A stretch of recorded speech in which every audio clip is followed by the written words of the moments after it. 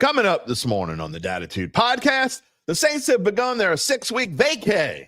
The vibe is positive. Well, at least inside their building and with most of the stories that we're reading. Hey, it's still June. Derek Downer's already out on summer break. Sure. Let's keep it positive, brother. I know one thing we're all high on, and that's the LSU Tigers and their quest for number 8, which begins Saturday night in Omaha. The quest for the title for who knows what in the Jell-O Challenge? Well, I think that's already basically over, right? I think Garland Gillen likes the lime flavor, but we'll ask him just to be sure. Oh, and we'll also ask him what he thinks about the Saints and the Tigers. We'll also find out what Gabe will try to throw at me today in this final Friday before our own little vacay. Cue the music, and let's kick off this weekend in style. If you're looking for the latest scoop and in-depth interviews on the Saints, the NFL, the Pelicans, LSU, along with the best bets of the week, then lucky you.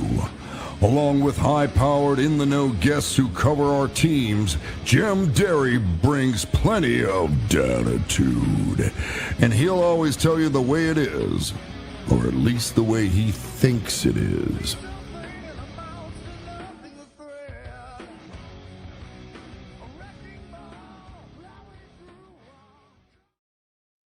Where you at, Dattitude family? Can you see the light at the end of the tunnel? What light you talking about, Jim Derry? I'm talking about vacay. We all got to have vacay at some point, right? Gabe's got vacay. I got vacay. You got vacay. That's a good word. My vacay begins a week from today, even though our final show before vacay will be Wednesday. I'm going on Garland Gillen show. He's reciprocating today. I'm going on his show Thursday. I will be doing a little work on Thursday as well. So my vacay officially begins a week from today. This is literally the toughest time of the year. If you're doing a sports show, at least here in the New Orleans, what was that? Sounded like I was, am I hitting puberty or something? What was that? I don't know what the hell that was. Anyway, rudely disrupted. But this is literally the toughest time of the year if you have a sports show in Louisiana to talk about, just to have new material.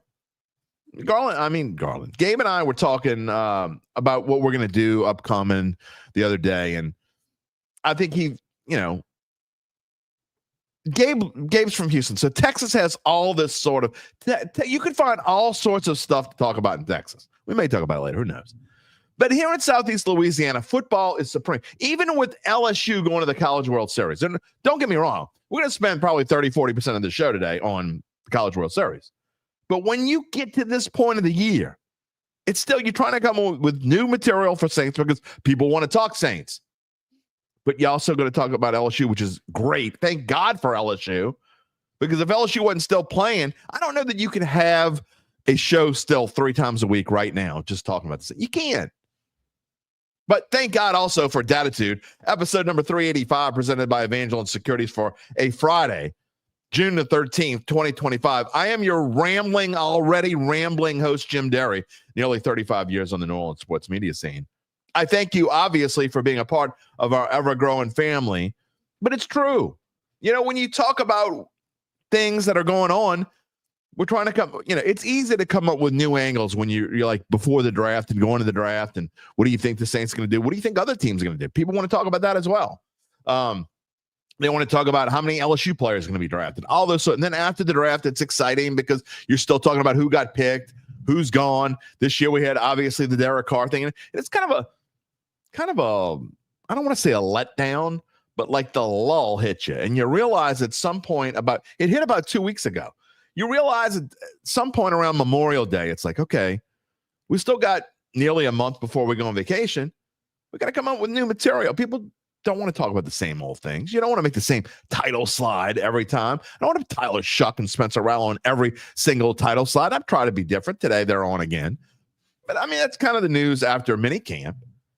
But we're having fun with it. There's ways to have fun with it for sure. So, look, the thing right now for the Saints is, as they go ahead in their vacation, which is a 6-week vacation, I think that the vibe is positive. And I joked about it in the open, but I really think it is kind of positive. Now, how long that will last, we'll find out. We'll ask Garland Gillen what he thinks. And if you're looking at the screen, here on Pregame Dat Chat, that's what we're doing, the pregame chat on Dat. That's how we open the show. And if you're listening after the fact, you obviously can't see our graphics. But today's show, the Saints heading into vacation and the vibes. That is kind of the lead topic. It may not be the first thing we talk about today, because we got a lot of things to talk about today, but it is going to be the lead topic. And I'm going to get into that with Garland Gillen, again, of Fox 8, who's going to come on the show. About 11:20 scheduled to come on, so 14 minutes from now. The quarterback battle, we got to talk about it after minicamp. Garland Gillen, what are his thoughts about it? What does he feel? Does he feel like is it really a quarterback battle? Or is it Tyler Shough to lose? Is Spencer Rattler really in the battle? Or does Tyler Shough have? I got somebody that got pissed off at me. I don't know who it was. I mean, it's somebody, I think it's a semi-regular who posted in literally his name, his username, it was like Tyler Shough 123 or something like that. So you know who he's rooting for. And look, I've told you, I think Tyler Shough is 90% to win the battle, and I told you why. We're going to get into it again today. But actually got pissed off at me because I said the other day that Spencer Rattler deserves a shot, and I believe that he deserves a shot. If you don't believe he deserves a shot, well, then you're just a hater, okay? If you want to be a hater, fine. Whatever. Thank you for watching. We're going to get into that in a second. But still, you got to be realistic. There's no other reason to have Spencer Rattler on this roster if you're not going to give him a realistic chance. He deserves a realistic chance. So with that being said, we're going to ask Garland, how much of a realistic chance does he have? Does he have to, be fantastic to win the job? Does he have, or are you like Tyler Shough 123 and you think he has no chance to win the job? I mean, don't be a hater, okay? Don't live your life we don't like people who live on this show. And I don't care. I mean, I said it 1,000 times. I don't like people. You don't have to follow this show. You don't have to I don't like people in general who live their lives as haters. If you're a hater about anything, this probably isn't the right place for you. Okay? Look, I'll tell you like it is, but I'm open to ideas. You got to be open-minded about things. And there are a lot of people who are not open-minded about things. Got to be open-minded. People say, yeah, right, Derry. No, I'm serious. So anyway, you can be a part of the show. I want to hear what you have to say. Are you open-minded? Are you a hater? If you're a hater, I'm going to show you a comment too. Type in your comment on YouTube or Facebook if you haven't already done so. Make sure you also, we're kind of lacking the subscribers. We were doing so well and again, it's that part of the summer. I get it. But if you haven't already subscribed to the Dattitude YouTube page, please do so. That's where the fam lives. Tell your friends. This is where they belong too. Give us a like if you haven't already done so. Hit that like button. Click that little bell to know when we go on the air live, which is usually Monday, Wednesday, and Friday, 11 a.m. Central Time. Although, again, we're about to go on a little break after Wednesday's show. You get in touch with me on X like so many others have done. Most of them good stuff. I got some great emails the last few days. I thank you for that. Get in touch with me on X at Jim Derry Jr. or via email like so many others do at jderry@theadvocate.com. Couple personal notes real quick. This isn't necessarily a personal note, but Gabe Harrison is ready to take over. He's in the green room if necessary. You might even be able to hear it through a mic. It is thundering and lightning out there like dogs barking. I mean, it is loud out there. So if something happens and my power goes out, I mean, that's one thing about doing it at home studio. We don't have a generator here. Power goes out.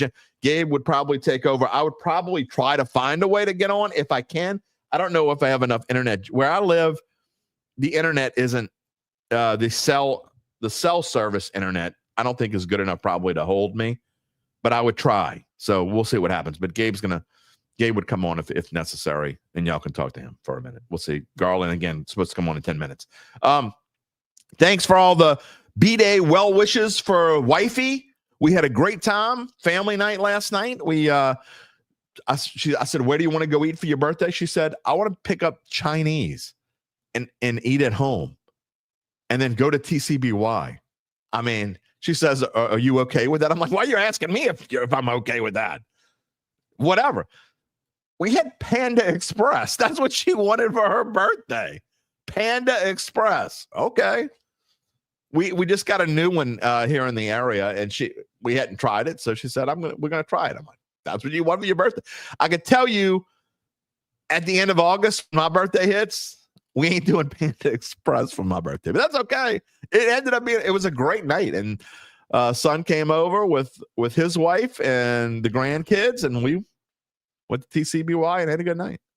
So it was a good day. Father's Day this weekend. All you fathers out there, are you prepared? What are you gonna do? You gonna barbecue? You gonna watch the U.S. Open? What are you gonna do? Tell me what you're gonna do. You're gonna get to the comment. In fact, you know what? Let's get to some of the comments in a minute. I waited long enough. Charles Mangus, good morning. Where you at? Chad Gage is here. Hello, sir. Rocky Oob is here. Good morning. The all Caps are back. Yes. We knew you were around somewhere. Go Tigers, indeed. Chad's also asking either one of us on the NOLA Insiders. I think Luke said our cap money rolls over. Rolls over to what? It doesn't roll over to next year, if that's what you're asking. It doesn't change. I mean, once the fiscal year ends, your cap situation is completely different. You got to be compliant. So no. Yeah, but you know what? I'll tell you what. We are going to have Luke on early after we come back from break. I need to have Luke on because I keep saying we're going to have a salary cap expert.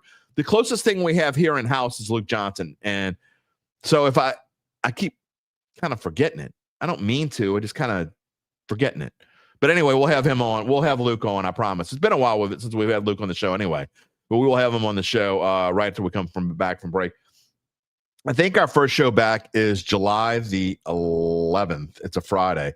I'm coming back on the 7th from vacation, but I got some things to work on. I want to do some tweaks to graphics. I want to get game day stuff ready, graphics ready, kind of make a plan going. Because look, when we come back, there's no more break. And we're getting our NFL previews ready. I'm going to do them a little bit different this year. I think I'm going to do them in shorts instead of actually doing them here on the show. We may have an entire show at the end of the preview. I'm doing all 32 teams I usually do. Going to have to figure out how to do them in 3-minute shorts, but we will do it. I think that's the way we're going to do them. But anyway, I will get Luke on. Chad, I'll get Luke on. Well, we know who Mark Satanovich is rooting for. Voting for the Rat. He says the Rat doesn't get rattled. Look, Rattler can make every throw. Who can't? I mean, seriously. They're in the NFL. I mean, don't get me started on that. I just don't. Look, I definitely think Rattler deserves a shot. I just think that because of what we've talked about, because of Kellen Moore coming in here, and again, this is going to be one of the first Saints questions I ask Garland. It's not the first Saints question, but it's up there. But again, what are the percentages and how much does Kellen Moore having his own guy in there? You know, like I said last week, I think we're early in camp. I think we'll be at 99% chance one way or the other by like August 15th. We'll say. Charles says he's on permanent vacay. He's retired. I don't think about that. It ain't that far. I don't care what I look like, my friend, but I think about it a lot. I want to say if they give me 8 more years to do this, that'd be phenomenal. By the way, we went to the track this morning. Got Diet Coke. Gary, good morning. I'll be safe driving around. And absolutely. Ken McGee says, Jim. Ken, welcome. What else we got here? Earl's Picks. Earl's Picks is here. Quick question. Just found this show this year. Do I have any fantasy football segments? You know, we used to do regular fantasy football segments. Maybe we'll incorporate that. Gabe, we got to find a way to get that back in. Maybe have a 10-minute fantasy segment. We can do it. You could take it if you want to. Gabe's going to take that. So there you go, Earl. We'll put that in the book, Gabe. We'll probably maybe we'll do that on Thursday. When you do the Pick'em show, maybe we'll have UBN and I with the Pick'em, and Gabe, we can do like a 10-minute fantasy segment in the same show. It's a great idea. Yeah, so yes, we will. And I meant to incorporate that anyway. We were having Spencer Urquhart, who was our fantasy guru, and when we were doing the Bayou Bet show, and that lasted a little while, but then he has other things going on, and I don't know that he has time to do it. So, we'll see. Terrence, a lot of Saints haters since Jameis Winston. A lot of haters just in general. That's like haters in life. Just in life. Nola L. Anita. Rattler's great. Maybe. Cannon also says nobody's hating. The idea is looking at Shough right now. Shough is getting the shine. I mean, some people are saying that he's not getting the shine. I don't know. Nathan says Pacers in 6. Well, I mean, who am I? I said Thunder in 5. So obviously I'm wrong about that. Gerard, good morning. I'm glad you're here live. Thanks for the email that you sent me. Let's see what else we got here before fan guy couldn't even upgrade to North Shore. Look, honestly, I thought we were gonna. She said she wanted Chinese, and I said North Shore Empress. Free shout out to North Shore Empress. She said she wanted Panda Express. Who am I? It's her birthday. Nola L. Anita, your son's birthday is August 29th. Well, there ain't a better birthday to have, Nola. That's my birthday. Same birthday. Fantastic. Adam Varner, good morning. Just wants the best quarterback behind center, regardless of who that is. Think Shough is more physically gifted. I don't know about that. Rattler can run better. I don't know if Shough is more physically gifted, but I don't know. Maybe. We're going to ask an expert in just a minute what he thinks. A couple real things very quickly. So I didn't get to everything that I wanted to get to this morning. Garland's in the green room. Going to come on in about 3 minutes. Shamar Stewart and the Bengals. What a mess that is. We may talk about that later in the show when we get back to Saints. After Garland, maybe even talk about it with Gabe. Shamar Stewart, the number 1 pick of the Cincinnati Bengals. They're already likely, almost surely, Trey Hendrickson gone. Shamar Stewart, their number 1 draft pick, who's going to take Trey Hendrickson's place. Well, you don't want to sign. You don't even see that anymore, the way that it's structured. I mean, salaries are basically structured for rookies now. I mean, how's this even happen? How cheap are the Cincinnati Bengals? Maybe we'll come back to this with Gabe. We'll talk about it. He could sign. Let's see. He could be traded by August 5th. Oh, they got to trade him, right? You wouldn't think they would trade. What are they going to get for him? I don't know. Or he could sign by the Tuesday after week 10. If he doesn't sign by the Tuesday after week 10, he can't play in 2025. He could re-enter the 2026 draft pool, and the Bengals would just lose their first-round pick. What a mess. Interesting story about, did you see Dave Portnoy, Bleacher Report founder? He put $500,000 on the Trump meme coin. He made $1 million in 12 hours.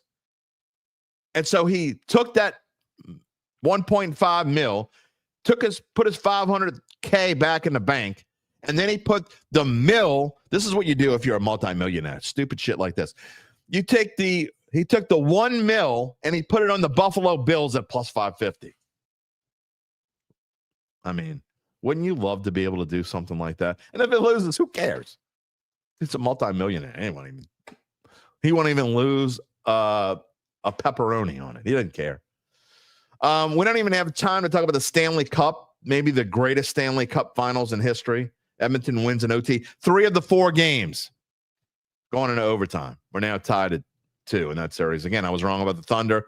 Who knows? We may talk about this with Gabe later on. And lastly, before we get to Garland, the U.S. Open, I checked at 10:15. J.J. Spawn has not teed off today. He is one of 3 favorites at plus 900, and it ain't Scotty Scheffler. -4. Sam Burns, who was -4 for the day at 10:15. I don't know what he is right now. He is also tied at plus 900.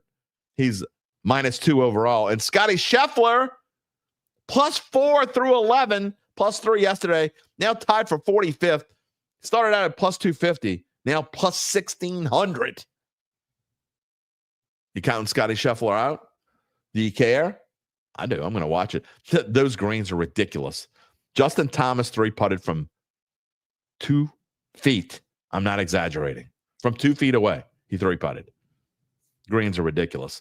Kind of like Victor Hovland, even though he's plus 900, not a real bargain.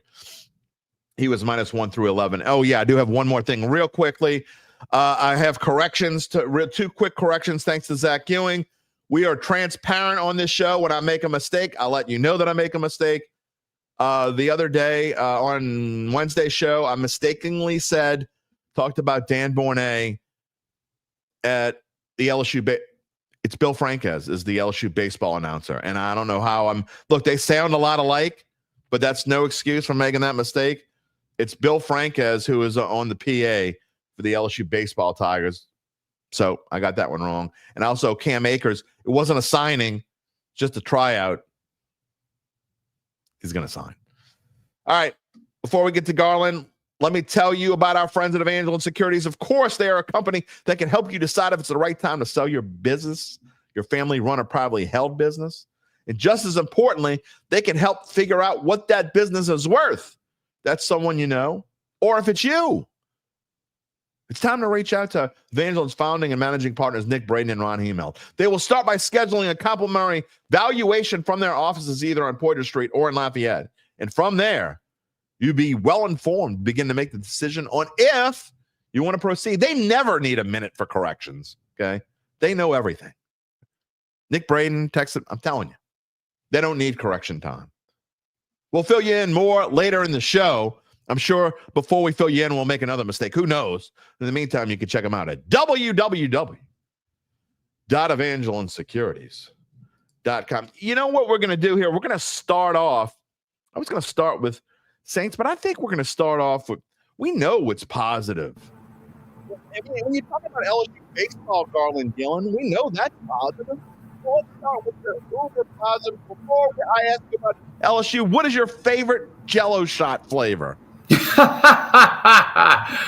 I like red. Okay, I'm gonna go with. All right, I'm gonna go red. It's been a few since I've done a Jell-O shot. I haven't been to Omaha since 2009 to cover the Tigers. LSU won the national championship, beat Texas in the third game of that championship series. And you know what? I was gone 16 days, and I said, I'm pretty good for a little while, you know? So Madeline Adams and photog Jeff Hager are in Omaha right now. They got the Mardi Gras Mike float this morning. They talked to Barry Kern. They're at Rocco's this afternoon for a story. So they are off and rolling. They went to practice yesterday. We're the first New Orleans station up there, and they're in for it.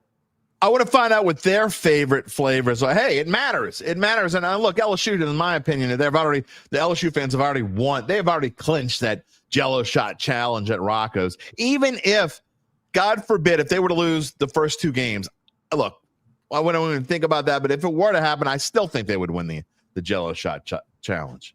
They're already in first place right now, which there's no shock. I think Murray State fans rolled in there on Wednesday and tried to and put that on the board. You know, they're not going to be there too long. Or, hey, you know what? Not going to doubt Murray State, the Racers.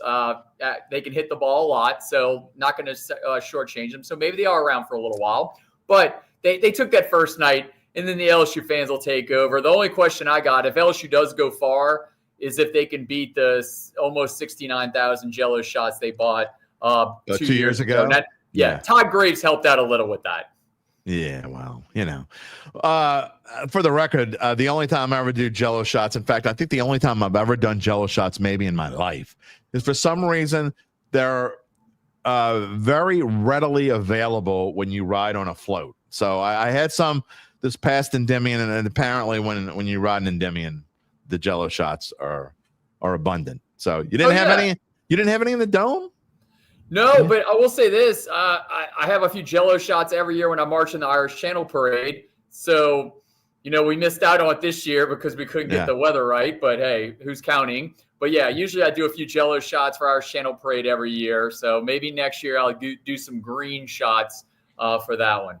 So yeah, and my guess was that lime was your favorite flavor. Enough talk about Jell-O shots. Charles Mangan says he likes the red Jell-O shots too. All right, let's talk about the LSU baseball Tigers and what's really important. Again, we're going to get to the Saints in just a little bit, but I wanted to lead off with LSU here. Garland Gillen of Fox 8 Sports is with us here on this Dattitude presented by Evangeline Securities on this Friday morning, soon to be Friday afternoon with a lot of thunder rolling outside. Garland, talk about the Tigers and going into this thing. Obviously, I think the reason why they have an advantage and a leg up, and you see the odds here, whoever wins this LSU-Arkansas game is going to be the clear-cut favorite to win this thing. And if LSU can win, look, their pitching situation, even though they hit great in the Super Regionals, but overall their pitching situation is why they're here. We don't know if it's going to be Cade Anderson or Anthony Ianson, but that's why LSU is here in Omaha, right?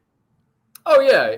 And I thought they were set up better for a Super Regional than a regional because of having Cade Anderson and Anthony Ianson going 1-2, and then you can throw in Chase Shores and then just go from there with Zach Cowan and Kason Evans and those guys. And Cade Anderson might go number 1 overall in the Major League Baseball draft, which is pretty cool considering he's from Covington, went to St. Paul's. I'm sure you covered Cade Anderson back in the day, did some VSN games with him. So he's a flamethrower left-hander. I got to believe, Jim, he's going to be the starting pitcher tomorrow night. It'll be a full week's rest for him. So that sets up perfectly. Ianson did throw on Sunday night against West Virginia. Against what? Yeah. Yeah. Couldn't get it out. But yeah, no, I think that he'll be the starting pitcher. It was intriguing though. A lot of the different sports books started out with Arkansas as a favorite. Caesar Sportsbook on Monday morning actually had LSU as the favorite, and then overwhelming money went on Arkansas, which intrigues me because guess what, Jim? LSU's won 7 national titles. They went to Omaha 2 years ago. I know there was less than 10 players on that team, but how many times has Arkansas won a national championship? Yeah, and I think a lot of it has to do with the fact that you look at that number, the seeding number, and the casual bettor is going to just automatically say, "Oh, I'm getting value. I'm getting the 3 seed or whatever at plus 190, at plus 200." Gabe says LSU opened as the favorite at FanDuel. I saw it at DraftKings. Arkansas has always been the favorite. So I don't know. These are, by the way, are up-to-date numbers from this morning. They have changed very little since our Wednesday show. The only ones I had to change was UCLA went from, I think, plus 800 to plus 900, and Murray State went from plus 5,000 to plus 4,500. Some money coming in on the Racers, probably Racers fans. But, you look at the odds and, they tell you that, again, I think whoever wins this Arkansas LSU game is going to be even money at best. So if you want to bet on either one of those teams, you need to do it before they play. Yeah, and getting through the losers bracket is tough, so this game does mean a lot. But LSU got through the losers bracket in 2023, so it definitely can be done. They know how that goes. They had the pitching staff to possibly turn it around. The bats woke up this past weekend for LSU. I mean, it's just a long haul in Omaha. I mean, you're there for the players. You're there almost if you go all the way, you're there 11, 12, 13 days. I would recommend to LSU fans that have always talked about going to Omaha, I would go in the back end for the championship series. It's more expensive, but a lot of tickets are available because the other teams are selling their tickets. I'll never forget in 2009, it would kind of go in and out with fans, but when that championship series started for LSU in Texas, the influx of LSU and Texas fans just came out of nowhere in the parking lot for that first game of that series. So, and it sets up better because the games are now on Saturday, Sunday, Monday. Back in the day, they were like Sunday, Monday, Tuesday, more weekdays. So it sets up better now that they're Saturday, Sunday, Monday. Definitely sets up better for the pitch. And by the way, Who Dat Daddy, welcome. I don't know where you've been, but thank you for coming back. We're glad you maybe you took a little vacation. We're glad you're back with us, and we will be talking about Saints in a little bit. Real quick, I told you I would have a mistake. I had a mistake already in the last 10 minutes. By the way, I think I accidentally knew this, but I accidentally said Dave Portnoy, Barstool founder, not Bleacher Report. I don't know what I was thinking. Thank you, Gabe Henderson, for fixing that. I tell you, we're transparent here. Rocky says, how about an LSU versus Arizona championship? The coach versus his old team. That would be an interesting story. Yeah, I mean, Coastal Carolina, the Chanticleers against Arizona in this first game's 1 o'clock. That'll be one to watch. I'm going to be very honest, Jim. If LSU's in the College World Series, I'm usually paying attention to all the other games also. If LSU or Tulane is not in the College World Series, I kind of just glance, like kind of look at the brackets. I'll kind of in and out on it. We got hockey. You laid it all out. You got hockey. You got NBA. You got U.S. Open. The only thing you didn't mention this weekend, Jim, is the UFL Championship on Fox. That's right. Well, no, it's the final isn't our network, but it's the Michigan. Okay, sorry. It's no worries. It's the Michigan Panthers against the DC Defenders. And the last time Michigan won Bobby it all. Hebert. You are right. USFL 1983. Bobby Hebert was the MVP, threw a winning touchdown pass to Anthony Carter. What a combination, those two, for the Panthers back in '83. But yeah, Bobby was the MVP of that game. And then the next year, you want some USFL trivia. All it right. was won by the Philadelphia Stars, who was coached by Jim Mora, who then obviously was the Saints coach out of that. We love spring football, but yeah, it's the first time the Birmingham team will not be the champions of the UFL, whatever the hell they've won it every year. Well, they ain't winning it this year, so we'll see what happens. And Charles, yes, the championship round is a best 2 out of 3. Is a best 2 out of 3 when you get to the championship round. Okay, I touched on it, but before we get to Saints, I want to talk about hitting. And Garland, you know as well as I do, whether it's college baseball, high school baseball, major league, doesn't matter. Hitting is contagious, and the LSU went through a little lull in the regionals, just a little bit of a lull, and people were worried. They picked it up. They scored double-digit runs in both games against West Virginia. Is that, does that portend well for the future? Is that something you can take and, say, all right, LSU's bats are heating up and they're ready to go? Well, Derek Curiel at the top of the lineup, his bat's been hot just all season long from the beginning. It's amazing. The contributions from this freshman class. You're used to the veterans kind of taking the reins, but there's some freshmen that are giving some big time innings pitching and hitting. Curiel is one of those guys. He's an absolute rock. Ethan Fry actually went 0 for the last game, but didn't matter because everybody else was hitting around him in the lineup, including Jake Brown, Daniel Dickinson, Stephen Monster Milam. I can't believe, Jim, that he was batting at the Mendoza line the last for the SEC play. He was batting 200 SEC play, and then all of a sudden this past weekend, 4 RBI on Saturday, 4 RBI on Sunday. Monster Milam has woken up when the postseason counts. Just like he did last year. I know they didn't go all the way to Omaha, but in the North Carolina Regional last year with his striped hair, he definitely tore it up. I expect the same thing. He's a big-time player. So the lineup is just starting to pick it up from the catcher all the way down. I think that they're on the upward trend. And the stadium in Omaha is very similar to what it is in Alec Box, according to Derek Curiel. I was watching his availability yesterday at practice of the College World Series. So I think this all sets up nicely for the Tigers. It's interesting, too. You talk about Curiel, and I think he maybe took a little offense in that first game. He got moved down in the lineup, and then he came back on Sunday night and was phenomenal. So he was pretty good in that Saturday game. The whole Super Regionals, he was outstanding, and he was the hitter to watch in that Super Regional. But maybe he said, you know what? I should be anchored at the top of this lineup. Maybe Jay Johnson pressed the button. Yeah, well, I think it was a lefty on lefty pitcher hitter, which I know college baseball coaches, Major League Baseball coaches have to like just sit there and stare at that lineup for 5-10 hours just trying to figure it out. And maybe just the lefty on lefty thing kind of spooked him a little, and that's why he moved Curiel down. But Curiel can hit lefties, he can hit righties, no problem at all. Weather in Omaha for the week, Saturday, tomorrow for game 1 for LSU, which is the 4th and final game of this first set of games. Weather looks fine, high in the upper 80s, lows in the upper 60s. But Sunday, Monday, Tuesday, Wednesday, if you look at the weather forecast, got some rain in there. So that could present a problem when you're looking at how this plays out.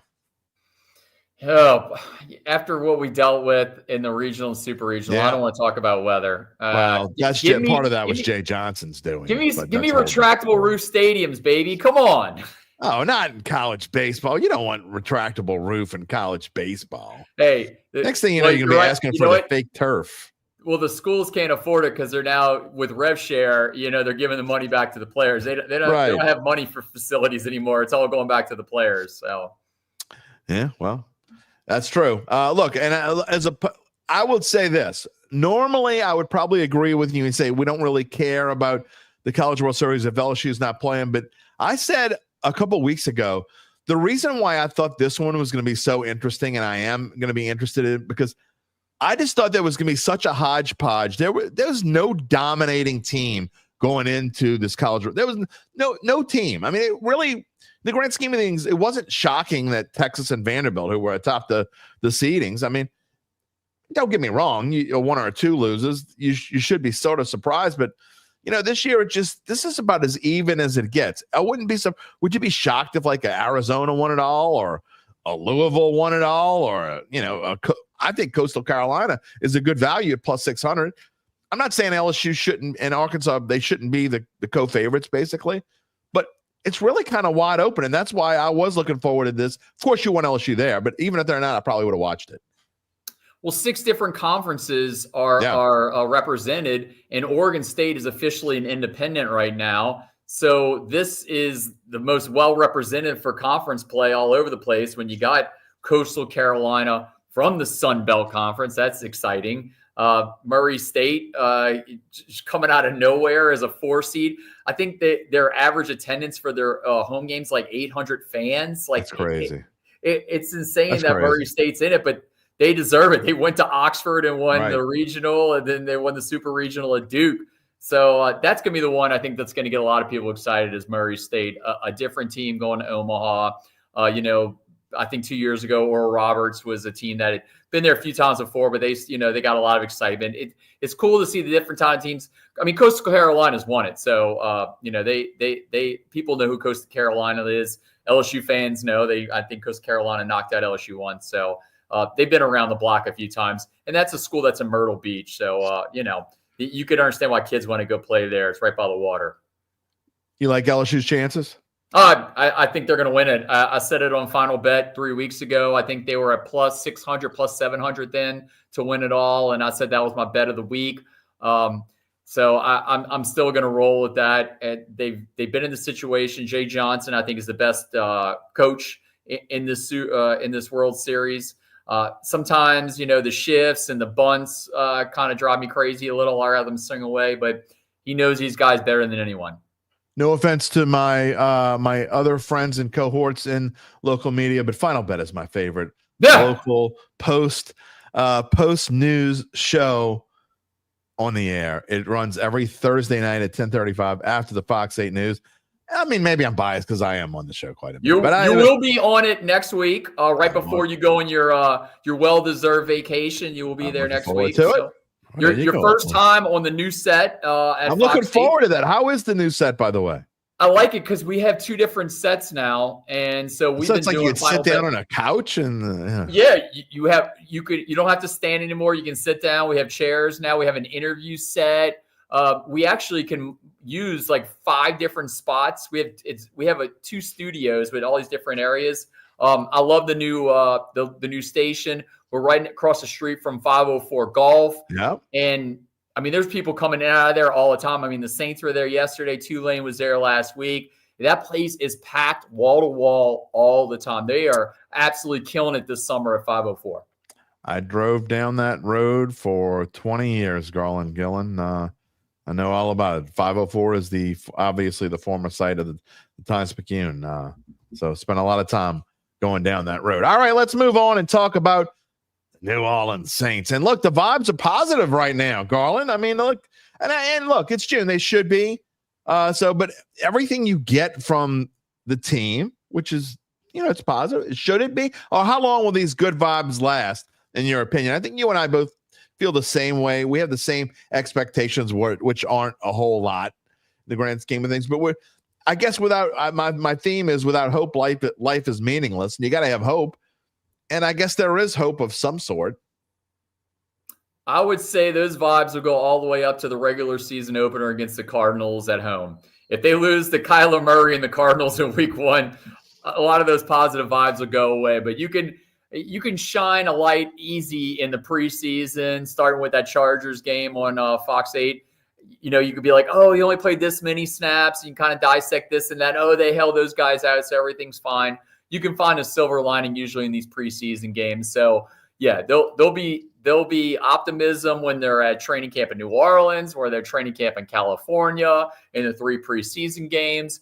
And then when they cut down the roster, and then maybe they pick up some wide receiver that gets cut from another roster, or maybe a cornerback, that'll get them all excited again. You know, I think everything's going to live and die with the quarterback situation. Every time I do a video for Garland the Avenue, or when we're on Final Bet, or when we're on Overtime, we talk about Tyler Shough and Spencer Rattler. That's the question I get mostly on text messages, phone calls. Everybody wants to know the quarterback. You know, and look, I said this before you came on earlier when in the opening, and you're talking about, I mean, this time of year is the hardest time for us in this business, in this area, to come up with new content, because we keep talking about the same things kind of over and over again. But what else you can talk about? And here's my title slide. Look, I hate to keep putting Tyler Shough and Spencer Rattler on my title slide, but really, in the grand scheme of things, what else are we going to talk about? And that's what kind of the story is. That's what people want to talk about. But I will say, before we get to Shough and Rattler, you have to be encouraged by the fan turnout at minicamp. The fans are still are probably more fired up now than ever that the big bad boogeyman is gone. On Tuesday, Jim, practice started at 11:50. I am not going to lie. I was Edwin Good was our other photog. I was shooting defense, and Edwin was shooting offense. I mean, sweat was burning my eyes, like, and I wasn't on the field. Okay, I understand those players are dealing with a different situation, but I could understand how hot those fans were. Now, some were in covered areas with fans, so I would say 50% of the fans were in a comfort zone. The other half were out in the elements. Who Dat Nation, major props for going out there on a Tuesday for 11:50 practice. Now, practice is only an hour and 40 minutes, so we weren't out there all day. It wasn't like a normal training camp practice where, like, back in the day, Peyton or Allen would go from 8:50 to 11:30. Right. But it was still really, really hot. Wednesday, it was much more overcast, you know, and it was on the field closest to the facility, which has like this underhang. So we kind of hung out under there on Wednesday. But Tuesday, it was absolutely brutal.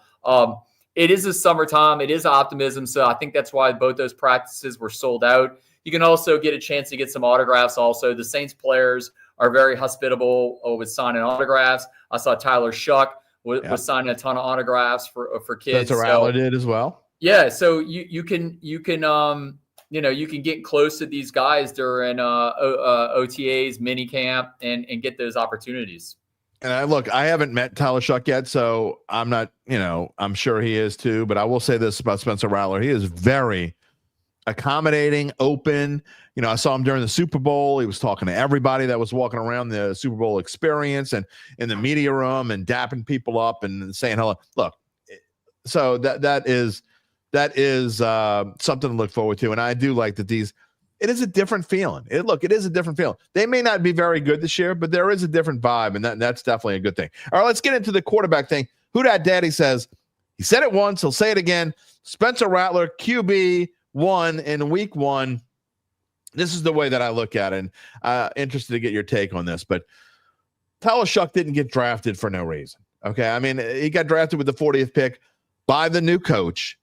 I think, barring something strange, I call it about 90%. I'm not going to go ahead and say 100%, but I think there's about a 90% chance that, barring injury, Tyler Shough starts the season opener because, like I said, I think Rattler deserves every chance to win it, but I think he would have to really outshine Shough to win the job because, again, this new coach wants his own guy in there, not a guy that was drafted by the previous regime and was a 5th-round draft pick and went 0-6.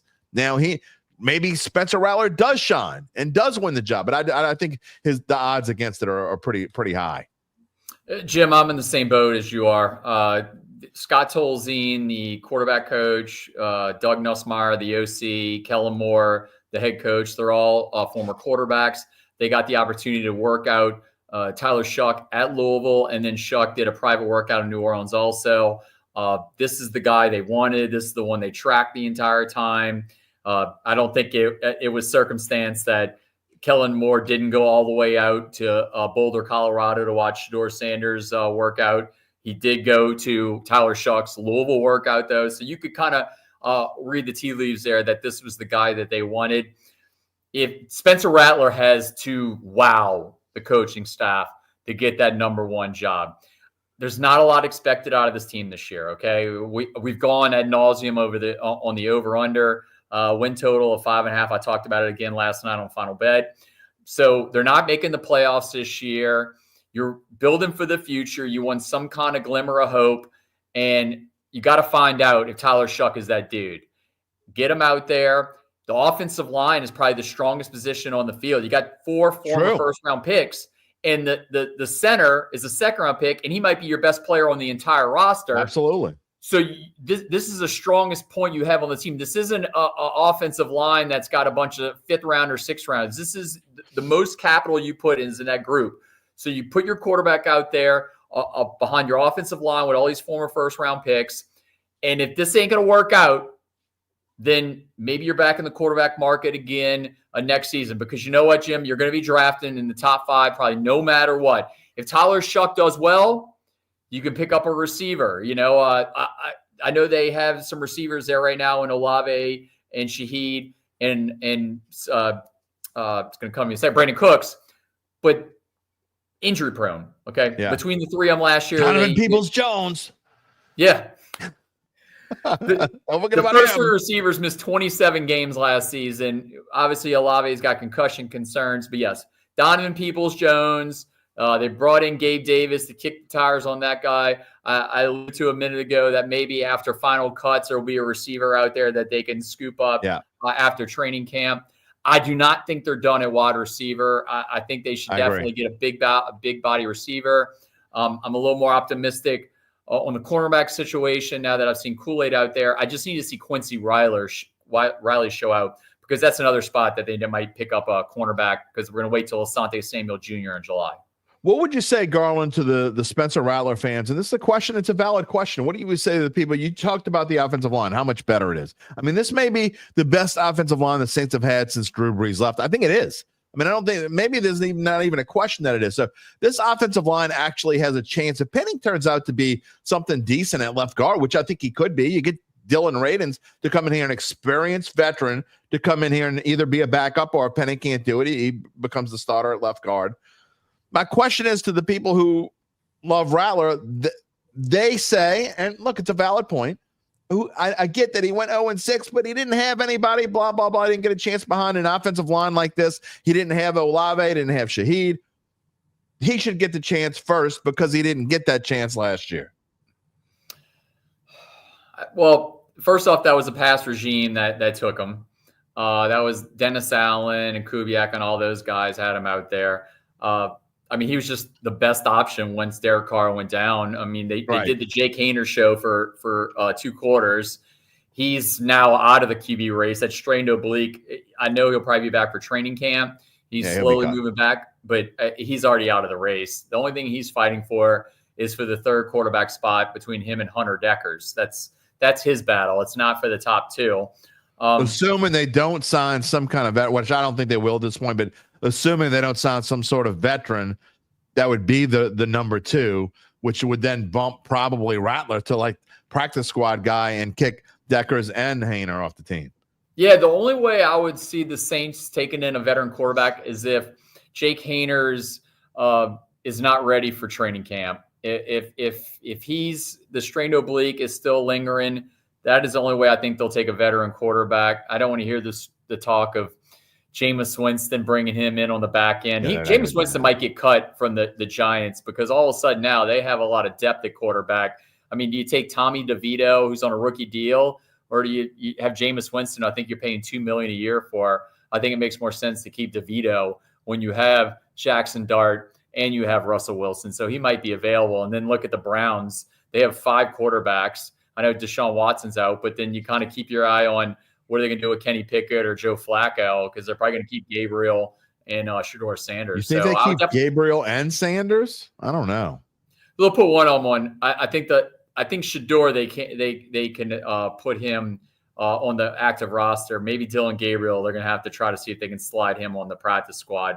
But when you do that, you open him up to getting taken by another team. I think Sanders is going to get cut. I really do. That's my bold prediction here. And that is a hot take right there. That's a sizzling 350 make sure degrees you in the ask oven it hot Thursday take. night, so you're gonna have a video of it to run later. I think he's gonna get cut. But look, I think Rattler. I don't think they're gonna bring in a veteran. I do think that, and I do. Not only do I think Rattler will be, I think it'll be the number 2. However, I do think he's probably going to get, even in the regular season, I think they'll design series for him, and they'll find ways to get him in a game. I'm with that. He's a little more mobile than Tyler Shough, but Tyler Shough is mobile also. Okay, yeah, you're right. He's not a statue back there. He's not a Peyton Manning where he's just sitting in the pocket all day. This guy can run out there and he can move it. Tyler Shough has some speed. I mean, right now it's really hard to pick who's ahead of the other when it's 7-on-7 and you don't have a defensive lineman breathing down your neck or a linebacker coming off the edge trying to light you up. You will not get a good gauge of who's winning this battle until we have some 11-on-11 in full pad and we have preseason games. They're not going to do dual practices with the Chargers when they go out to California. So they're not going to have that opportunity. So you could do that and not have to play in the game and put your quarterback out there. That's why they like those dual practices. So all we have is the preseason games and 11-on-11 and some 7-on-7 also to kind of get a good idea who this guy is. One thing I thought though was interesting. I found I saw on social media, and it's true. I mean, a lot of I take everything with a grain of salt when you're looking at social media, but somebody was talking about how all of a sudden stats during 7-on-7 in mini camps are now a thing. We never even talked about this, but like someone was posting how Dak Prescott went 12 for 15. And, we saw a week ago, whatever, that in the non-mandatory portion, it wasn't mini camps, OTAs or whatever. Spencer Rattler was 9 of 10 and Tyler Shough was 7 of 8. Who cares? I mean, they're not facing any pressure whatsoever. None of that matters. But now all of a sudden it's a thing. No, because, we have pens and papers in our hand. We have our iPhones. We're taking notes. And this quarterback battle has just galvanized everybody. And it's the big thing to talk about. It definitely, if you put Shough and Rattler at the top of your title for a story or a video, it gets definitely a lot more attention. It's kind of, and locally, that's the big thing. I mean, nationally, when you're talking about college football, I mean, you put Arch Manning in your title, you definitely get a lot more clicks. It's just the way it is right now. It's the quarterback position. It makes or breaks your team. I mean, that's it. I mean, when Drew Brees was the quarterback of New Orleans Saints, you always thought they had a chance to go to the playoffs and the Super Bowl. Okay, it's just the way it is because you had a starting quarterback in the NFL. You didn't feel that same way when they had the Billy Joes as starting quarterback for the black and gold in the 90s, okay?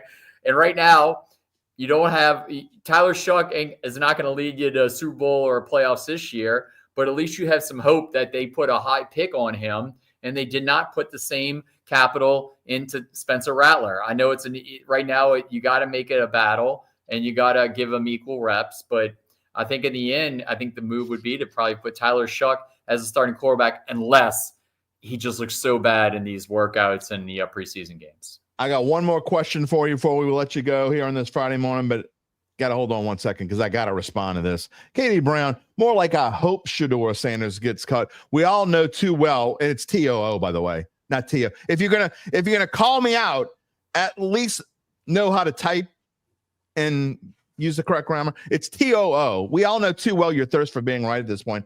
What the hell are you talking about? Why would I want Sanders to be cut? I could care less. I honestly, it's the Cleveland Browns. It's a player I don't care one way or the other. Why would I want him to be cut? We'll talk about that after. Garland, my last question for you is this.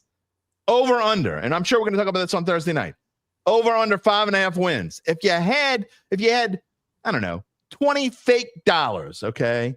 And I said, you got to take the over or the under. You can't keep the $20. Are you putting it on the over 5.5 wins, or are you putting it on the under 5.5 wins? So I've hit the under 2 years in a row.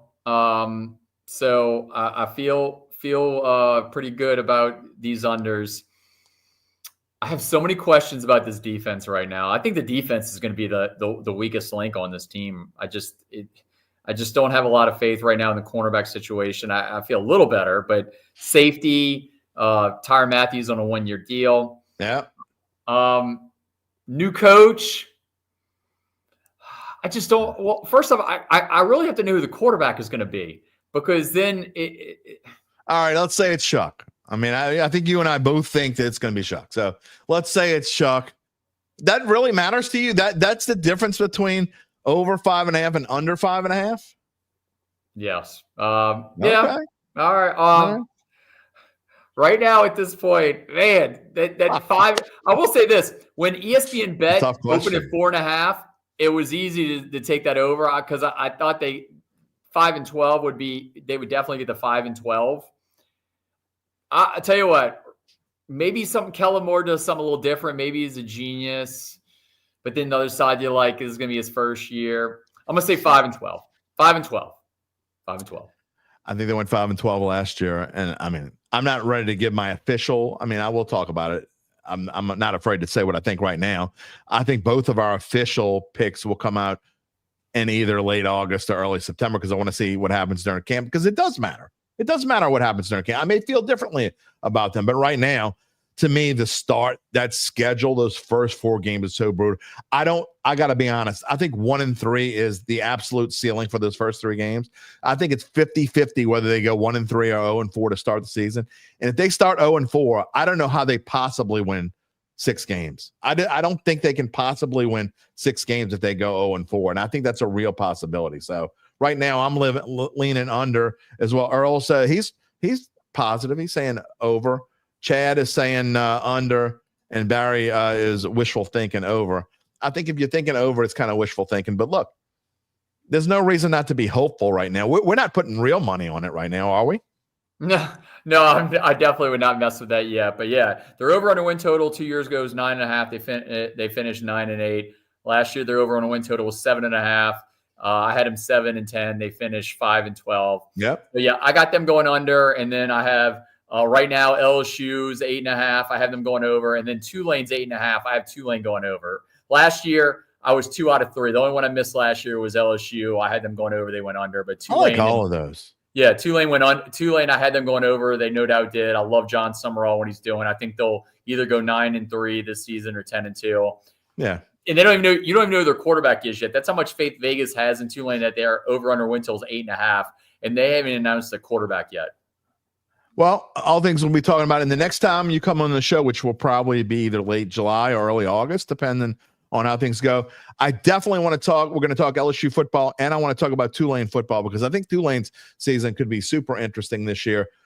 Man, John Summerall has a chance to cement his, I know it's only his second year, but to cement a place in kind of like Tulane lore. If they're really good, I mean, they have a chance with this schedule. They have a chance to be kind of a special team. That's how high I am on Tulane. I know that's probably higher than most, but it's kind of high on Tulane. We'll you know what? And you should. I had the opportunity. The story air next week. I got an opportunity to go see Brendan Sullivan work out with the team, the new quarterback that transferred from Iowa. Funny enough, his first 2 years were with Northwestern, and sure enough, that's who Tulane opens with.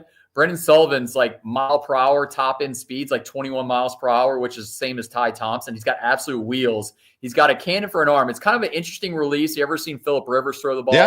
Yeah. That's how Brendan Sullivan throws it. So right now, I would probably say he's the favorite. Now they got to go through training camp and all that also. But obviously, something went on during the spring ball between Caden Simmons and Donovan Leary that all of a sudden John Summerall had to go back in the portal for Brendan Sullivan. TJ Finley is no longer with the program. Got that information the other day. So that's TJ Finley is gone. Doesn't matter if he gets cleared of those charges for the car. It doesn't matter. He's going to be gone from the program. So it'll be between Leary, Simmons, and Brendan Sullivan. Well, it should be an interesting situation over the summer. Again, the next time we talk, they'll either be getting into camp or they'll about to be getting into camp. I look forward to it. Garland, I will see you on Final Bet on Thursday on Fox 8, 10:35. Everybody take a look at it. See you then, and enjoy your Father's Day weekend, my friend. Oh, you also, man. Just give me a steak. Give me some sports on the television, and maybe I'll sit by the pool. Hopefully the weather cooperates. I think that is an absolutely perfect idea. I might be right there with you. Maybe we'll fire up the grill. It's been a while since I haven't turned on the grill in over a month. Steak on Father's Day is as American as it is. Okay, it is. Give me steak on Father's Day. I'm with you, and I'll see you next week. All right, thank you, Jim. Garland Gillen, everybody. Garland Gillen. Love to have him on the show. And look, we will be talking on Thursday probably a lot about over-unders, maybe not just with the Saints. We'll be talking about LSU Tulane. And again, we'll be talking about that here on the show. You know what?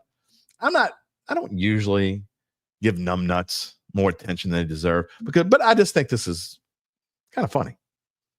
When people come into my show and say just absolutely nonsense. I mean, let's be real. What are you really trying to say, KD? Go ahead and say what you're really trying to say. Why would I give a rat's ass about Shedeur saying? Go ahead and say it. Don't dance around it. Say it. Say it, numbnuts. Give your guest your undivided attention. It doesn't even want me to show your comment. That's how big of a numbnut. So you know what? There you go. It's obvious. You're itching to answer comments. It's what I do on this show.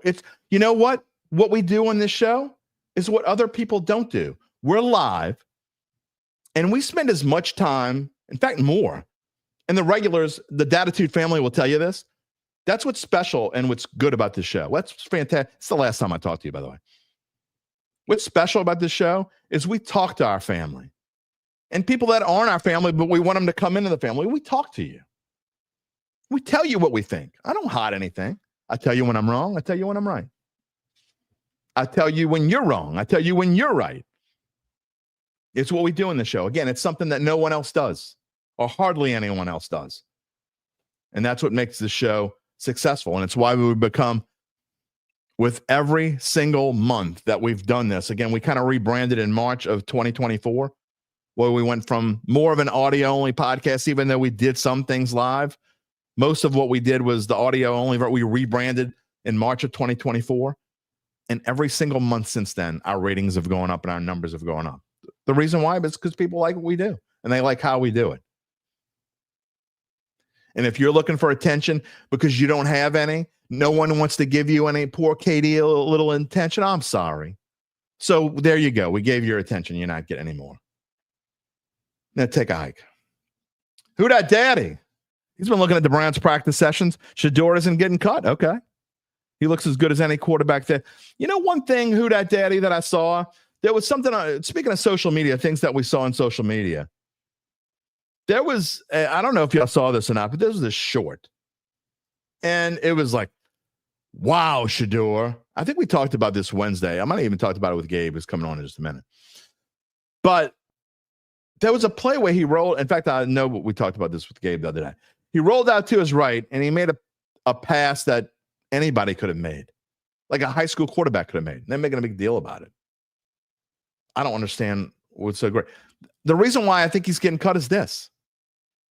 Now, look where he was drafted. You got to cut somebody. Do you want a Shedeur Sanders sitting on your bench, just sitting there, not playing? Because he's not going to play.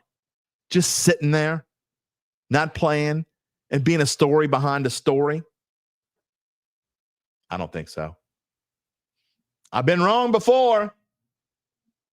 Silver Gator says, U.S. Open on Father's Day. I'm absolutely will have that on. Barry, you are 100% correct, my friend. Proof that Buddy's squirrels had offspring. We talk about the squirrels here. Charles said there'll always be trolls. I know. But see, that's another difference about this show. I like to talk to the trolls.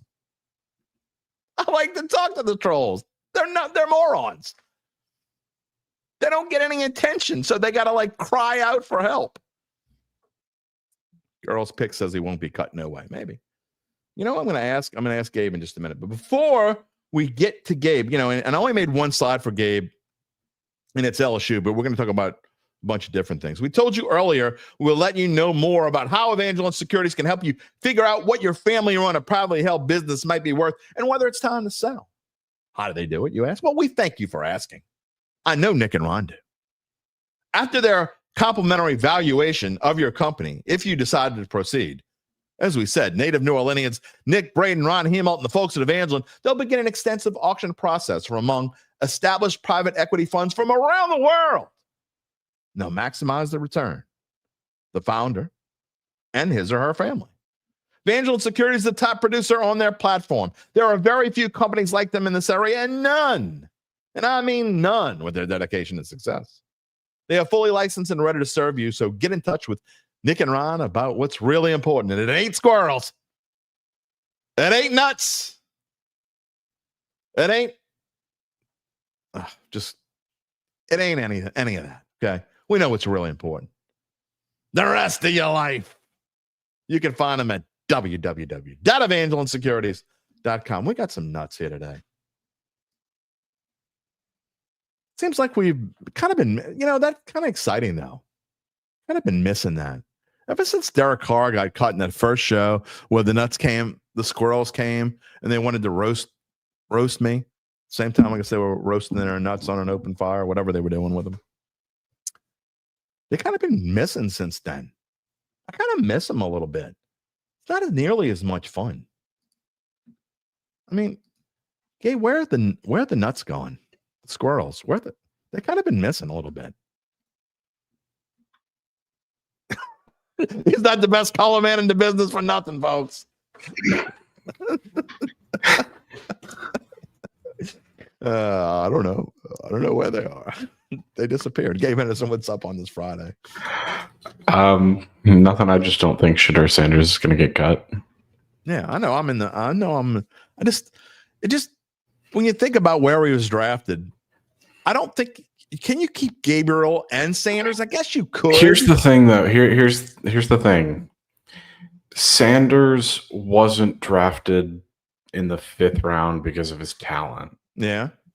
He was drafted in the 5th round because of the expected headache that came with his talent. Yeah. And you're how right. that I think relationship worked and whether teams thought that would be worth it or not. So far, I haven't heard anything. Okay. Well, it doesn't really matter what we think anyway. But in the grand scheme, it's probably, it's something we'll talk more about. To let a certain, no, I'm not policing any of the comments today. I've been in the background. I haven't policed anything. No, yeah. I don't know if you're typing things in that are automatically censored by our platform, but I'm not policing anything. You haven't. Haven't shown anything. And I haven't done it either. I haven't done anything. That's Rocky. I think the squirrel icons. That's pretty. I gotta get me emojis. I gotta get me some. But to finish my thought, I haven't heard anything about Shedeur, anything overtly negative out of Brown's camp. I haven't heard. I mean, I've heard he's good, but I've told you time and time again, I don't put stock into reports of OTAs and minicamp. Yeah. As Garland said, I don't care what happens until they put pads on, until they start playing. What's up with that? We talked about talked about this a little bit, but the social media, and again, it came from, I saw Dak Prescott was 12 of 15, and man, who cares? It's 7. They have no pressure. I mean, honestly, Gabe, I've never seen you throwing a pass, but I'd be willing to bet you could probably go 12 for 15 in mandatory minicamp. I wouldn't say that. I played to give you an insight. Go that good. To give you an insight to my extent of playing quarterback, funny story actually. I played high school football here. One of our quarterbacks broke his arm, and because I played baseball for over a decade, I was named emergency backup quarterback for one game. It was our final game of the season. And you played?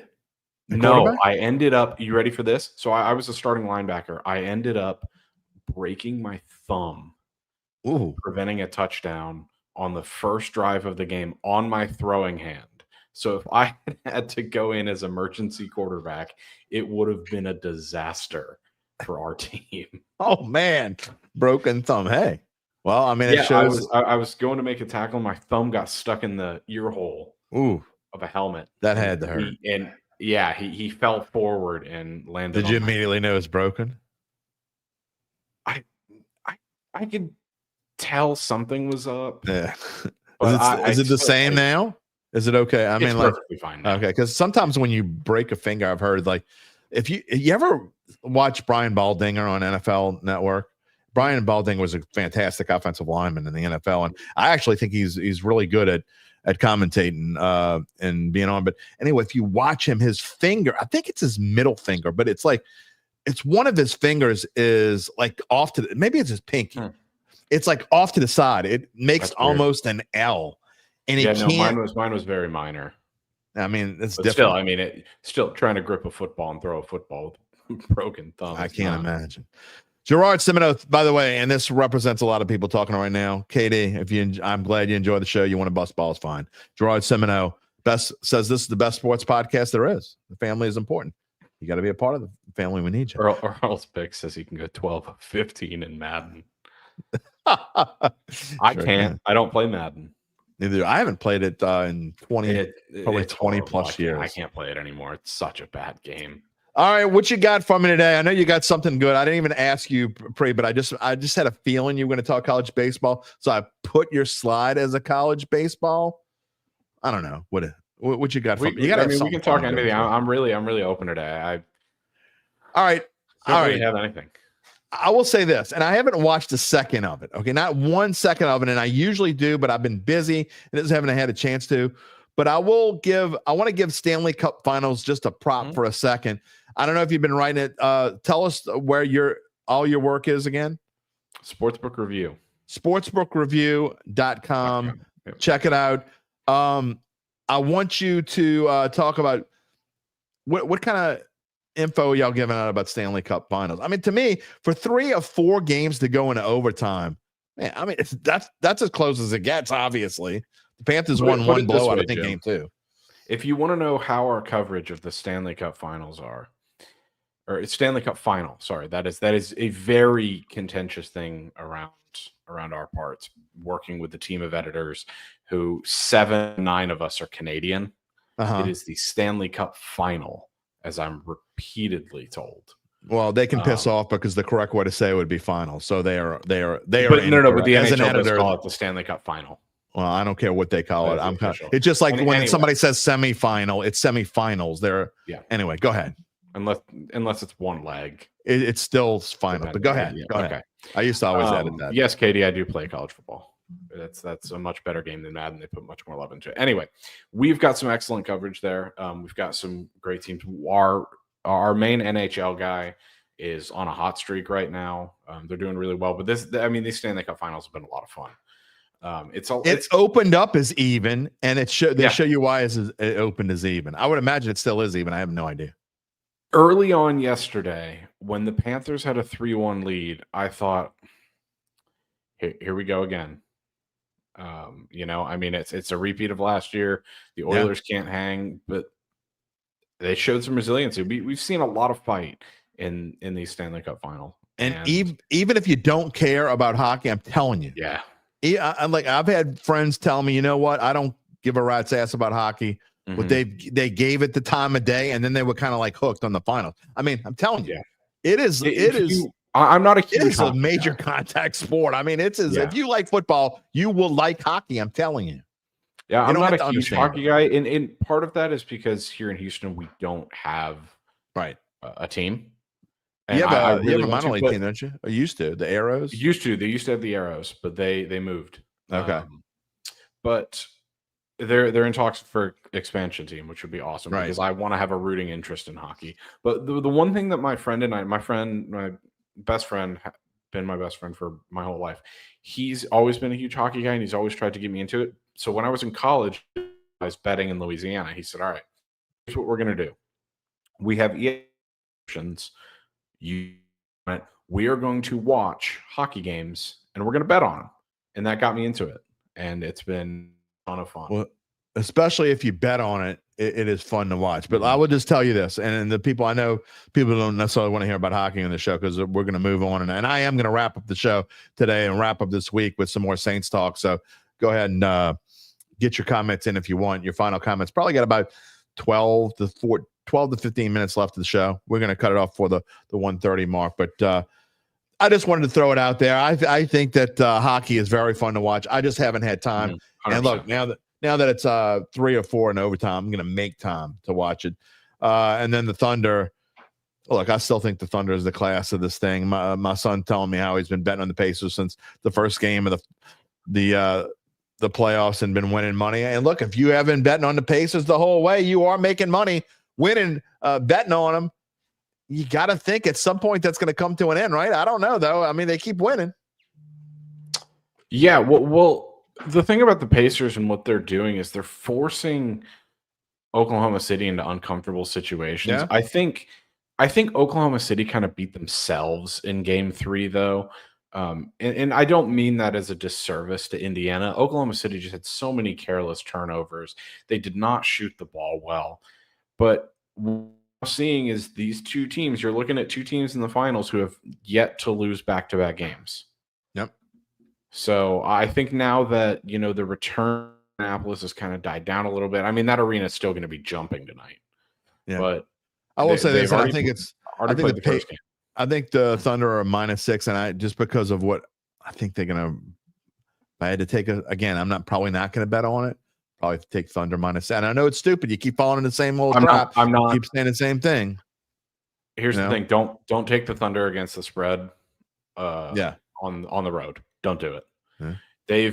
They were the best against the spread team in the league this season. Uh-huh. They are now 8-13 against the spread in the playoffs, and they have yet to cover in the postseason on the road. Last question before we move on. Again, I'm going to finish wrap it up with Saints here this morning, but I want to get do you see a value in this College World Series? We've got the odds on the screen, and if you're listening to the pod and you can't see, it's Arkansas +195, LSU +230, Coastal is +600, Oregon State +650, UCLA +900. Excuse me, Arizona +1,400, Louisville +1,700, Murray State +4,500. You see any value? I think Arizona +1,400 is value. Because here's the thing: I'm not saying they're going to win the national championship. You and I both are on record. I believe on Wednesday we said that LSU or Arkansas are our picks. Here's the thing, though: if you bet Arizona at 1,400 and they make it out of that bracket, you can then hedge. Absolutely. So you can find an edge on the books either way. If Arizona can make it that far, I think +1,400 for the way that they're playing ball right now is excellent value. I don't think there's a clear-cut strongest team on that side of the bracket. I think it's very close, probably between Coastal Carolina, Oregon State, and Arizona. I think Louisville's probably. I mean, not probably. They are the underdog here, as the odds show. Right. But I think there's some value in Arizona there. Yeah, I like Coastal at +600, but I'm absolutely 100% behind your theory and your logic of how you get there, because you are 100% right. Somebody obviously going to come out of that bracket. So whoever you like out of that bracket, it doesn't matter which one of those teams you like. Any of those teams that pick one that you like, you're getting value, I think, of those numbers, because you're right. If that team, whatever it was, if it's Coastal, if it's Oregon State, if it's Arizona, if it's Louisville, especially if it's Louisville, if you like them, I don't necessarily like them. I don't think they're gonna. I think there's a reason why they're +1,700. But I like Coastal. But again, for that same reason, whoever comes out of the bracket, if you pick the right one, you have a lot of hedge opportunities there from the betting side. So I agree with your any given day in Omaha. And actually, Arizona at +1,400. I don't necessarily dislike them more than I like Coastal, so that maybe that is a better value. I'm not sure, but let me ask you this before I go, Jim. One question. Yeah. Over under the record. I don't remember the exact record. 68,000 something.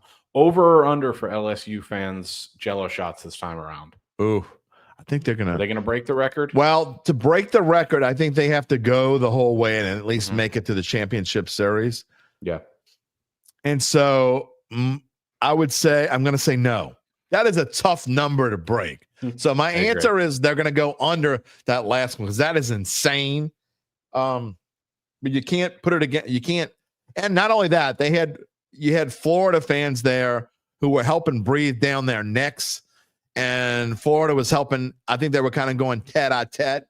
And I think Garland brought it up that the Raising Cane's owner was was putting money into it as well. I could be wrong, but I believe Gordon McKernan was there too. Oh, okay. I believe he also had a large contribution. All right. Well, I think that's it's a little high. So I'm going to take the under. What was it 68,000? 68,000 something, 68 odd thousand. I don't remember, but yeah, I think they go under too. All right. But I will say Saturday's game has the potential to be the drunkest game of all time. No, there's no doubt about it. Bases. It's no doubt about it. No doubt about it. These two fan bases, say whatever you want about the teams, about the fan bases in general. They know how to drink. No doubt about it. We're looking forward to it. All right. We will see you on Monday for Mono E Monday, although Koki is probably going to join us. But you and I will talk on Monday. Have a great weekend, my friend. Thanks. You too. Gabe Henderson, everybody. All right. It's kind of lightened up. Rob wants to know they changed the rules so you can't buy in advance. I didn't hear that. Maybe. I've not heard that. Chad wanted to know, just shake your head up or down. How's your listening marathon? It's thumbs up. He says thumbs up, Chad, on the listening marathon. Although hold on real quick. I gotta bring him back on. Get ready real quick. I gotta ask you real quick. Yeah. Who did you say you had to listen to? Like the other Taylor Swift or something? We did have our first Taylor Swift album the other day. Yeah, how'd that go? It's about as we would expect. All right. I think I gave it a 2.5 stars out of 5. All right. What you got coming up on the dot? What's next? What's next on our albums? Yeah. Did you pick yet? Yeah, give me 2 seconds. I'll read you. We have Something Else by the Kinks. Okay. Electric Ladyland by Jimi Hendrix and Charm by Clara. Those are our 3. Mom, I'm going to ask you on Monday about that. We are into the 70s now on our albums, and there have been some really surprising albums so far. Get yourself some LSD, some shrooms. So I will say, I'm not advocating doing drugs, by the way. Just since I'm here, I will say the 2 most surprising albums I would say, or 3 really most surprising albums that I've listened to so far in a good way. The Who live at Leeds, fantastic. I knew I always liked the Who, but the Who live is way okay. Good. I would try it. It's a lot of fun. An Anita Baker album. I don't remember which one. Fantastic album. I'm a huge fantastic. Let me pull it up for you right now. She was at Jazz Fest, I think 2 years ago. Yeah. 2 seconds. It was Rapture by Anita Baker. Okay. I may put that on later when I'm driving. And there was one by an electronic artist that my brother, and I'm not a huge electronic guy, but Actual Life 3 by Fred again, recent album, fantastic. I've given all of those 4 or 4.5 stars out of 5. Let me know when you get the very good. Will do. See you Monday. Sounds good. All right. As we wrap up the show here this afternoon, it is this afternoon now.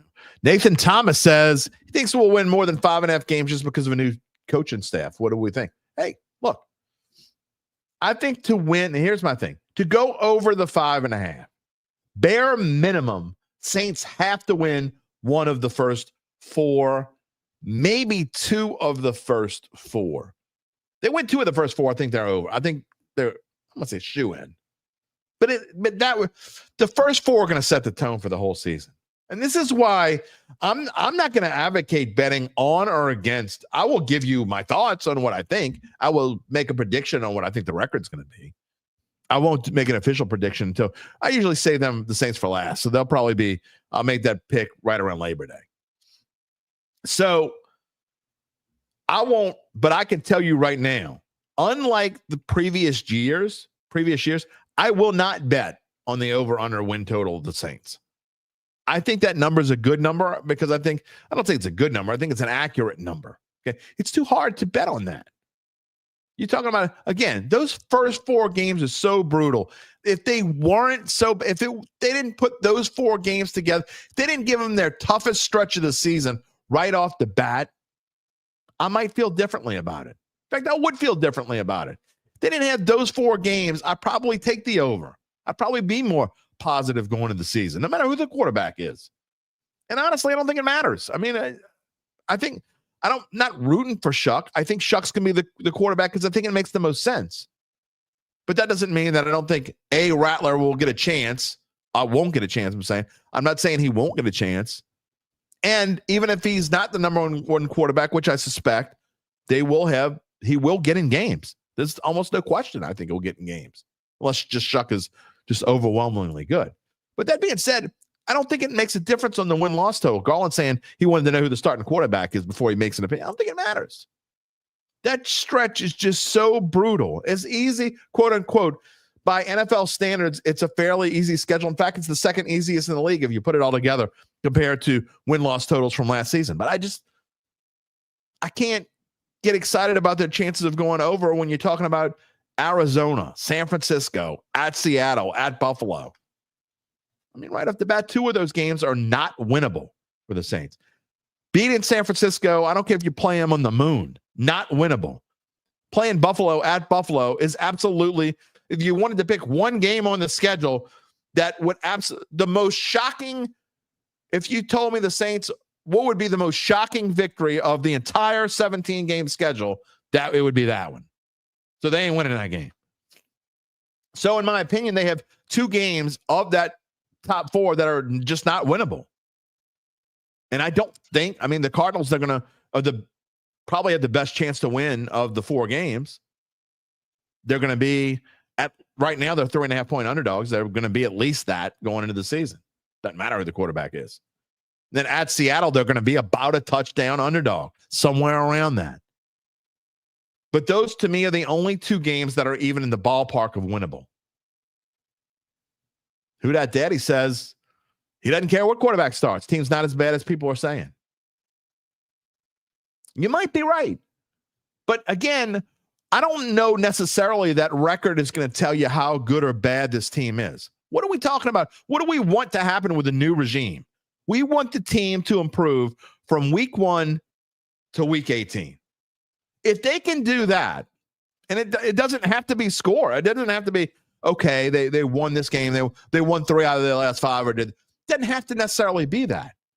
If you can visibly see improvement from week 1 to week 18 and almost every week in between, visible improvement, that's what this team needs. They need to build in the trenches, and they need to get better from week to week to week. And you have to hope that one of these quarterback pans out so you don't have to use a first-round pick next year, which is probably going to be, I'm not going to say necessarily definitely going to be a top 5 pick, but I think we'd all be shocked if it wasn't a top 10 pick, right?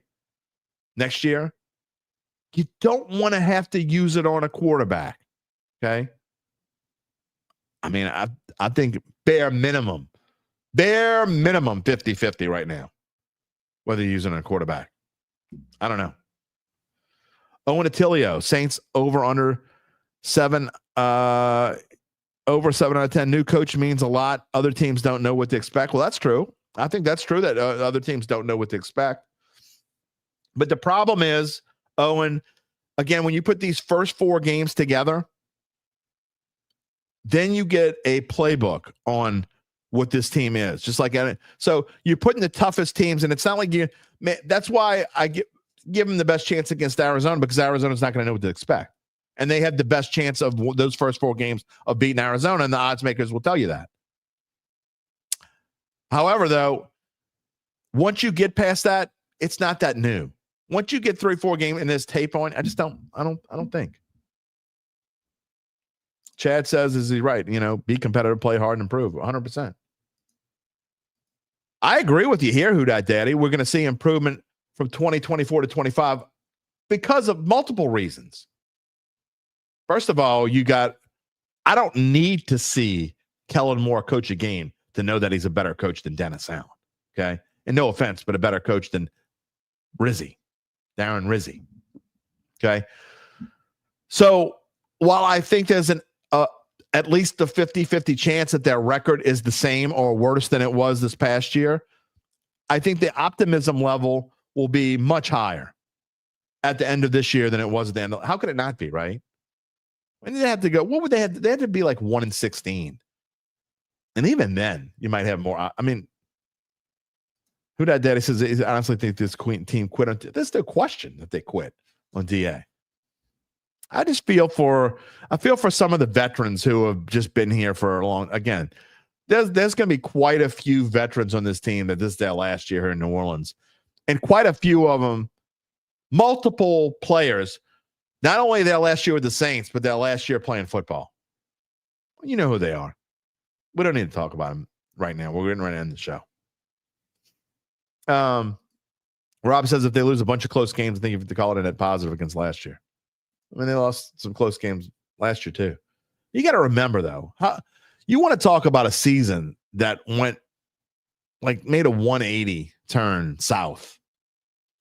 It didn't just start 2-0, but again, you scored a touchdown to take the lead against the eventual world champions. You're this close to beating the eventual world champions and going 3-0. Okay, I'm not going to get into the whole quarterback then situation. I'm just not going to do it. We're close to the end of the show. And then the next week, shoulda, woulda, coulda, doesn't matter. You had yourself in position to beat Atlanta. Shoulda, woulda, coulda been 4-0. And then you're outclassed against Kansas City. But just think of how different that season could have been. But then it goes south. And it mostly because of injuries, but a lot of it, frankly, because of their head coach. As Who Dat Daddy said, team quit on DA. There's no question that they did. It went south, and it went south because this administration decided to keep a coach. You knew it was going to go south. It's kind of like you get cancer. Okay, you get lung cancer. And you go through the chemo and you quit smoking and you go into remission. And then you say, I'm going to start smoking again. I'm fine. You dumbass. You're not fine. If cancer comes back and it kills you because you go back to smoking. Keeping DA was keeping a cancer. I mean, I'm sorry to put it on that way because the dude seems like a nice guy, and the times that I've met him, a very nice guy. But that's what happened to this team last year. At some point, it was going to go south, and you were never climbing out of that abyss. Sure, you had one bright, shining moment when he was going and Rizzy wins his first game against Atlanta. Yeah, you had that. But that was it. The rest of it was it was the pits. Okay, and hopefully we never have to go through that again. And again, so that's why you go into this team with hope. You go into the season with hope. That's why there is hope right now.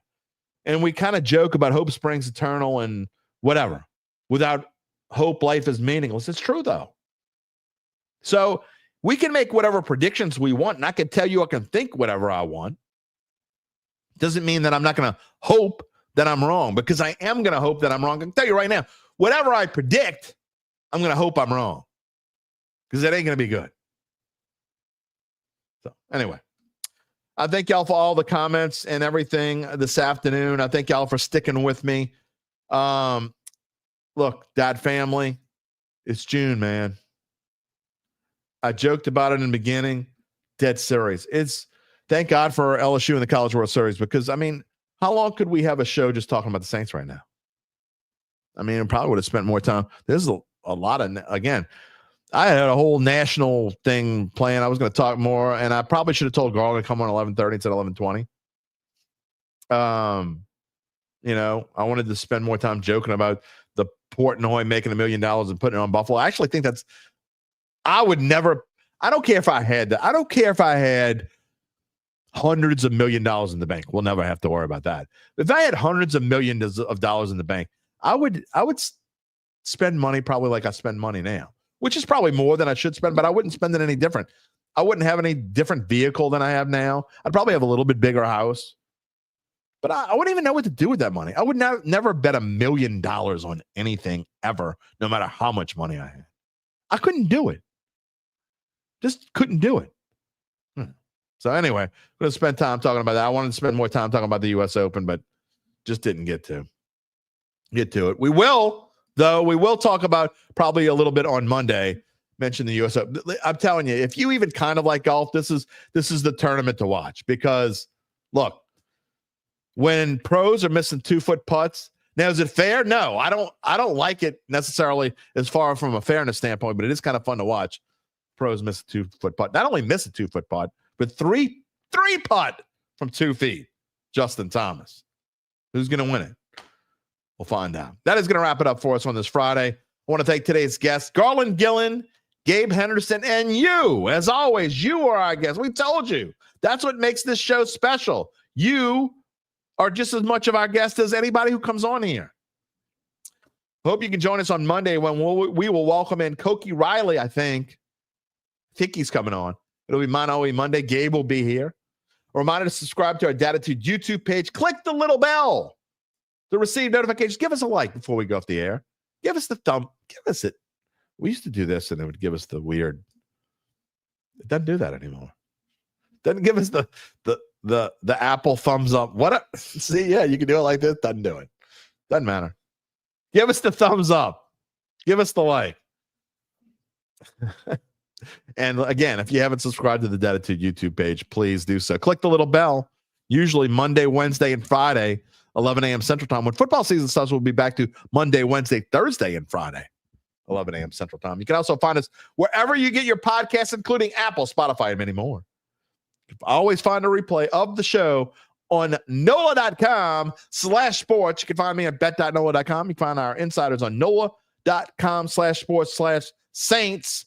Have a fantastic, glorious, and wonderful Father's Day weekend. Get yourself a steak. Get yourself a beer or two. Sit down in front of the tube. Let the kids bring you a couple gifts. Just relax. Enjoy it. You've earned it. We will see you on Monday. Everyone, please take care, my friends. If you're looking for the latest scoop and in-depth interviews on the Saints, the NFL, the Pelicans, LSU, along with the best bets of the week, then lucky you. Along with high-powered, in-the-know guests who cover our teams, Jim Derry brings plenty of Dattitude. And he'll always tell you the way it is, or at least the way he thinks it is.